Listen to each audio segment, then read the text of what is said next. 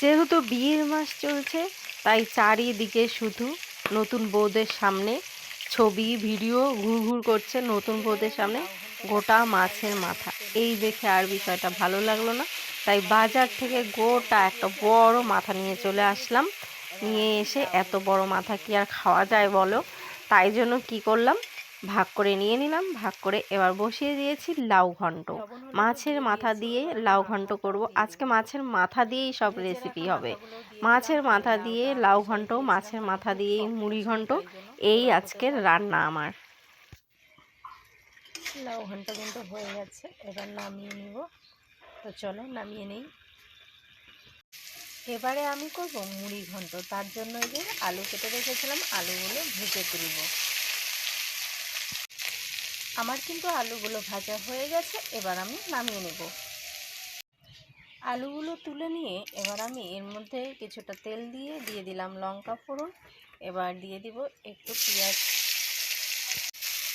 পেঁয়াজগুলো কিছুক্ষণ ভেজে নেওয়ার পরে এর মধ্যে আমি দিয়ে দিব চাল। চালগুলো কিন্তু সুন্দর করে ভাজা হয়ে গেছে। এর মধ্যে আমি দিয়ে দিব একটু মশলা, আদা জিরা বাটা, লঙ্কা বাটা।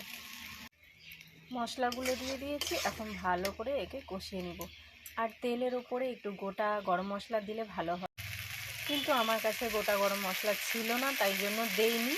আমি কিন্তু এর মধ্যে একটু গুঁড়ো গরম মশলা দিয়ে দিয়েছি কষানোর সময়। আমি কষানোর সময়ই দিই, আমার ভাল লাগে ওইভাবেই।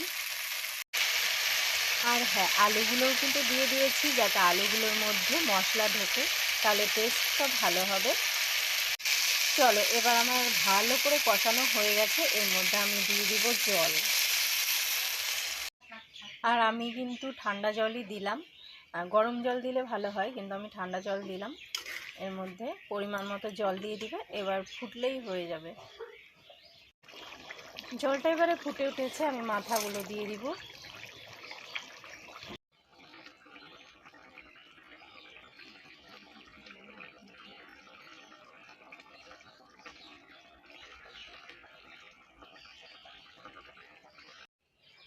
ব্যাস হয়ে গেছে মুড়ি ঘন্ট, এই যে এরকম হয়েছে।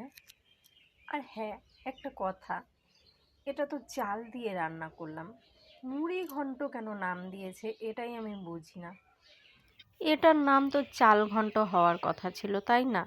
তোমরা কি বলো বন্ধুরা?